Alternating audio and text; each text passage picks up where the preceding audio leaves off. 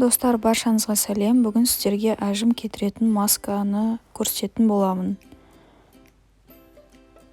Ең бірінші бізге крахмал қажет. Сливки болмаса сметана үйіңізде бар. Және май, жажоба майы болмаса қоспа қойсаңыздар болады. Крахмал ең басты ингредиент болып саналады. Жақсылап араластырып аламыз. Одан кейін 10 минут қойып қою қажет. Егер сіз сливкеңіз болмаса сметанаңыз холодильникте болса, 1 сағат бұрын комнатный температураға қойып қою қажет. Видеода көріп тұрғандағыңыздай 1-1 сметана болса, крахмал 1-1 жүру керек. Маскамыз дайын, енді бетімізге жаға бастаймыз. 2-3 қайтара жағу керек.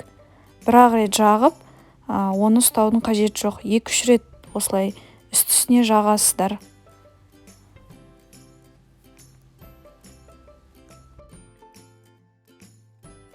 Толықтай жағып біткеннен кейін бетіңізге міндетті түрде 20 минут көлемінде ұстау керек.